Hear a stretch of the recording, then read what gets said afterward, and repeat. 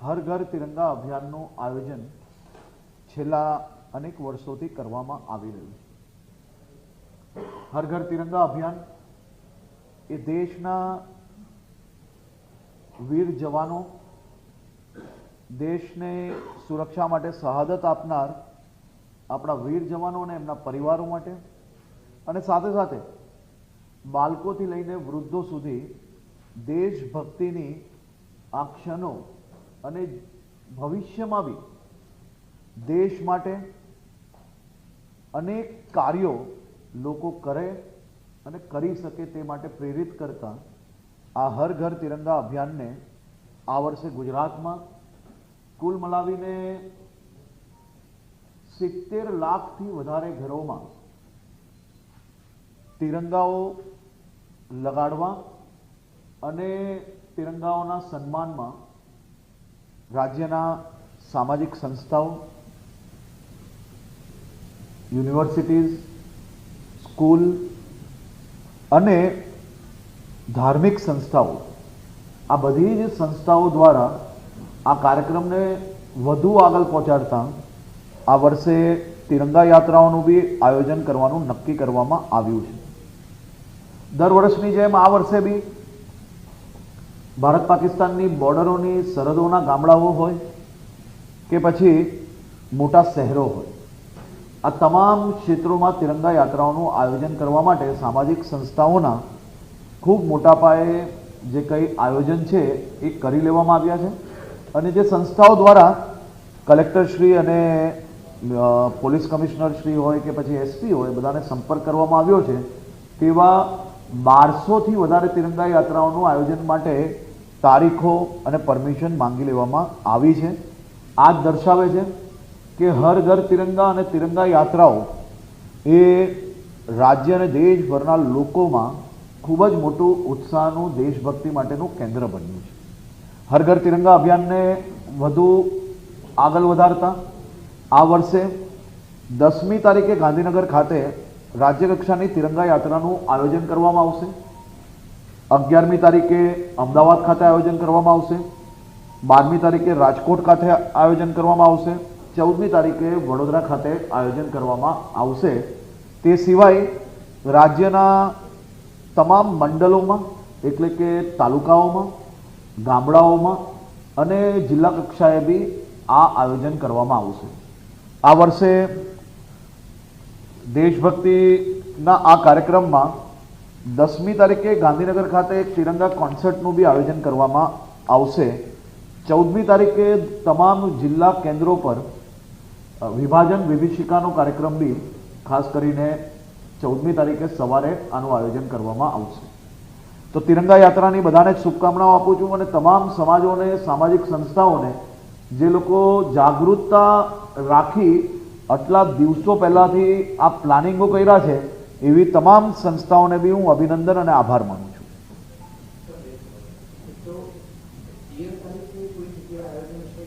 આખા ગુજરાતમાં 9 તારીખથી લઈને 17 તારીખ તકના આયોજન છે। એમાં આ જે મુખ્ય મહાનગરો છે એની તારીખો મેં આપ સૌને આપી છે। એ સિવાયના જે નવી મહાનગરો પાલિકાઓ બની છે તેમાં બી અલગથી આયોજન છે। તેની ડિટેલ માહિતી આપ સૌ લોકોને પ્રેસ નોટના માધ્યમથી આપવામાં આવશે। આ રાજ્ય કક્ષાના કાર્યક્રમમાં મુખ્યમંત્રી શ્રી અને બાકી તમામ લોકો હાજર રહેશે। મહાનુભાવો,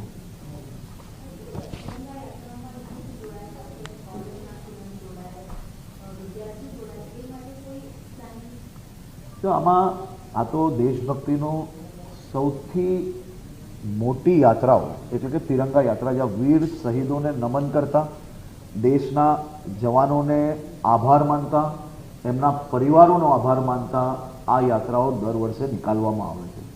આ યાત્રામાં દર વર્ષે અમદાવાદ શહેર હોય તો 50,000થી લાખ લોકો જોડાતા હોય છે। સુરત શહેર હોય, વડોદરા હોય, ગાંધીનગર હોય, રાજકોટ હોય, આ બધામાં હજારોની સંખ્યામાં લોકો દેશભક્તિની આ યાત્રામાં જોડાતા હોય છે અને આ વર્ષે બી ખૂબ મોટી સંખ્યામાં ગુજરાતના યુવાનો તિરંગા યાત્રામાં જોડાવાના છે।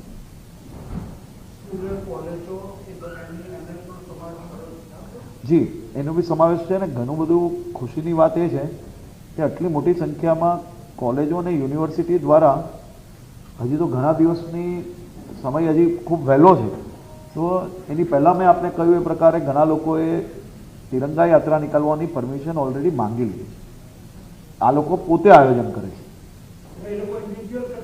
એ ઇન્ડિવિજ્યુઅલ કરે છે અલગ. એ જ હું કહું છું કે ઇન્ડિવિજ્યુઅલ કોલેજો દ્વારા આ કાર્યક્રમોની પરમિશનો માંગી છે, તેનો મતલબ એ છે કે એ લોકો પોતે આયોજન કરે. આ ખૂબ સારો વિષય છે.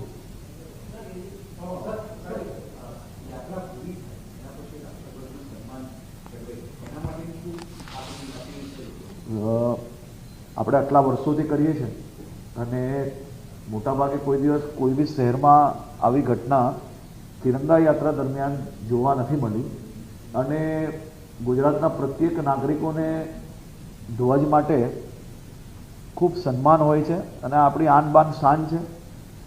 ચેનલોના માધ્યમથી હું તમામ લોકોને વિનંતી કરું છું કે ધ્વજને ખૂબ જ સન્માનીય રીતે આપણે હર ઘર તિરંગા અભિયાનના માધ્યમથી જે ઘરે લગાડીએ છીએ તેમાં કોઈ બી પ્રકારે ધ્વજનું અપમાન ના થાય તે પ્રકારે જ એ ધ્વજને લગાવવું જોઈએ. અને ધ્વજને કઈ રીતે ફોલ્ડ કરીને મૂકવાનો હોય છે આવતા વર્ષે કામ લાગે તે માટે તેના બી ટ્યુટોરિયલ આપણે યુટ્યુબના માધ્યમથી લોકો સુધી દર વર્ષે મોકલતા હોઈએ છીએ.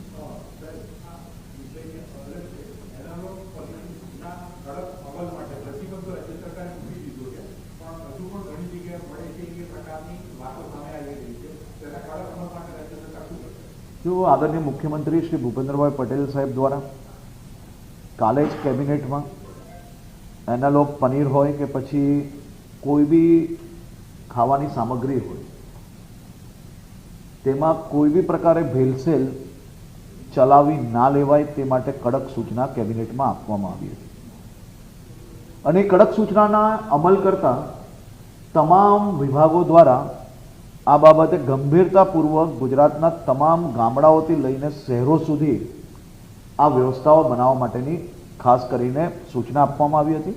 અને તેના પર અમલ કરતા વિભાગો દ્વારા એનાલોગ પનીરનું તો ઓલરેડી નોટિફિકેશન કાલે આવી ગયું છે, પરંતુ તે પછી બી સરકારના આ પ્રકારના પરિપત્રને જે લોકો માને નહીં અને લોકોને સ્વાસ્થ્ય જોડે જે છેડા કરવાનો પ્રયત્ન કરશે તે લોકો જોડે સરકાર દ્વારા કડકાઈપૂર્વક કામ કરવામાં આવશે.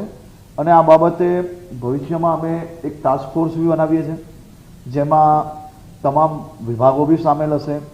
એટલે આ સૌ લોકોને માત્ર ભેળસેળવાળો સામાન ઉપયોગ કરવો એટલા જ પૂરતું નહીં, પણ અમે આ લોકોને ખૂબ મોટા ગુનેગારની નજરેથી જોઈએ છે. જે લોકો રાજ્યના નાગરિકની સ્વાસ્થ્ય જોડે છેડા કરે તે લોકોને નહીં જ છોડવામાં આવે. અને આ બાબતે ગંભીરતાપૂર્વક રાજ્ય સરકાર પગલાં ભરશે.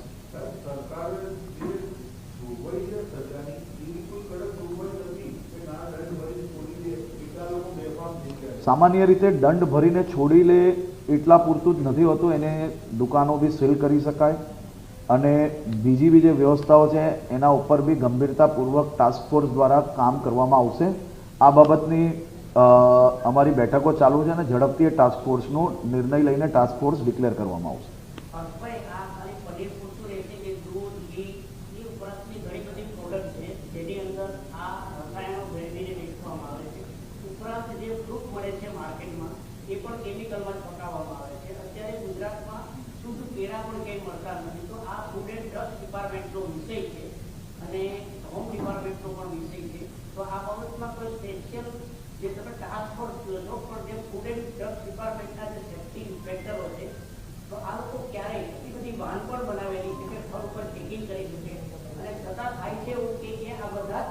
આ તમામ વિષયોનો જવાબ મેં પહેલા જ જવાબને તમે અગર શાંતિથી સાંભળશો તો બધા જ વિષયો મેં લઈ લીધા છે. અને આ બાબતને તમારી જે કોઈ રાજ્ય માટેના જે સારા વિષયો માટેનું ચિંતન છે એના ઉપર અમે ઓલરેડી કામગીરી કરી રહ્યા છે અને એ બાબતે ગંભીરતાપૂર્વક જ પગલાં ભરવામાં આવશે ને તે માટે જ તમામ વિભાગોને જોડીને ટાસ્ક ફોર્સ બનાવવામાં આવી રહી છે.